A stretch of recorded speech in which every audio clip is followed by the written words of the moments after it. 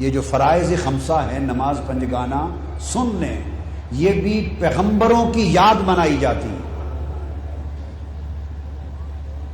کتب احادیث میں اور کتب سیر میں آیا ہے، امام جلال الدین سیوطی نے الخصائص الکبریٰ میں روایت کیا، اور امام طحاوی نے شرح معانی الآثار میں روایت کیا، اور دیگر بہت ساری کتب میں، حدیث کی کتابوں میں اور سیرت کی کتابوں میں ہے کہ نماز فجر یہ حضرت آدم علیہ السلام کی یاد منائی جاتی ہے کہ حضرت آدم علیہ السلام کی توبہ جب قبول ہوئی تو فجر کا وقت تھا، اور آپ نے قبول توبہ پر 2 رکعت نماز شکرانہ ادا کی۔ اس 2 رکعت شکرانے کی یاد منانا نماز فجر کے 2 فرض بن گئے۔ تو نماز فجر سیلیبریشن ہے حضرت آدم کی قبول توبہ کی۔ نماز ظہر سیدنا ابراہیم علیہ السلام کی سیلیبریشن ہے۔ کتب حدیث میں آتا ہے کہ حضرت اسحاق علیہ السلام ان کی دعا کے نتیجے میں انہیں جب عطا ہوئے، ولادت ہوئی، تو ظہر کا وقت تھا۔ آپ نے ان کی ولادت پر شکرانے کی 4 رکعتیں نفل پڑھی۔ وہ 4 رکعتیں حضرت ابراہیم کا شکرانہ امت محمدی کے لیے نماز ظہر بن گئی۔ نماز سے بڑی نکتہ سمجھ لیں، اللہ کی عبادت کوئی نہیں۔ بین العبد و بین الکفر ترک الصلاۃ، مومن اور کافر کے درمیان فرق نماز ہے۔ افضل العبادات نماز، علامت ایمان ہے۔ اللہ رب العزت کی عین عبادت نماز، اس نماز کو بھی اس نے اپنے محبوب پیغمبروں کی یادگاریں بنا رکھا ہے۔ ہر نماز کو کسی پیغمبر کے ساتھ منسوب کر رکھا ہے۔ تو ظہر حضرت اسحاق کے میلاد کی یادگار ہے، حضرت اسحاق کی ولادت کی شکرانے کی یادگار ہے۔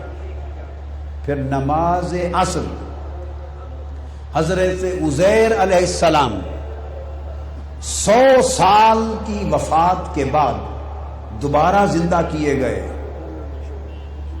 جس کو قرآن نے کہا کم لبست، قال لبست یوما او بعد یوم۔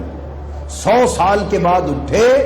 جب انہوں نے دیکھا کہ میں 100 سال کے بعد زندہ ہوا ہوں، تو اللہ کے حضور شکرانے کے 4 نفل پڑھے، تو شکرانے کے 4 نفل حضرت عزیر کے امت محمدی کی نماز عصر بن گئی۔ سمجھ آئی ہے بات کی؟ پھر حضرت یعقوب علیہ السلام،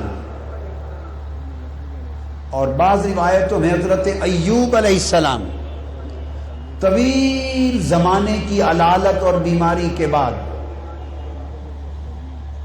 کمزور ہو گئے تھے۔ انہوں نے 4 رکعت شکرانے کے نفل پڑھے صحت یابی کے۔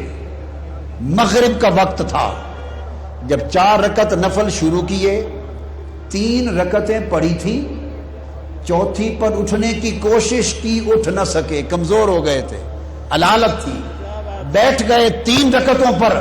خدا نے کہا کہ 3 رکعتیں امت محمدی کی نماز مغرب بنا دو۔ پھر حضرت یونس علیہ السلام مچھلی کے پیٹ میں رہے، 40 دن کے بعد مچھلی کے پیٹ سے نکلے، 4 رکعت شکرانے کے پڑھے، امت مصطفیٰ کے لیے نماز عشاء بنا دی۔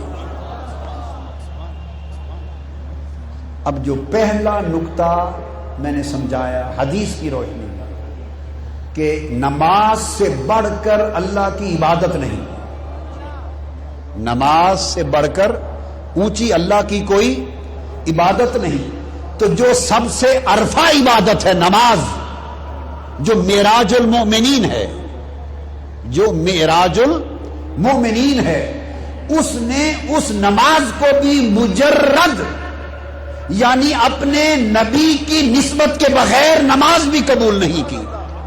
پانچوں نمازوں کو کسی نہ کسی نبی کے ساتھ جوڑ رکھا ہے، پیوستہ کر رکھا ہے. نماز نبی کے ساتھ جڑی تو مصطفیٰ کی امت کا فرض بن گئی. یہ اس کی عبادت ہے. تو یہ نماز پنجگانہ کیا ہے؟ نبیوں کی شکرانوں کی سیلیبریشن،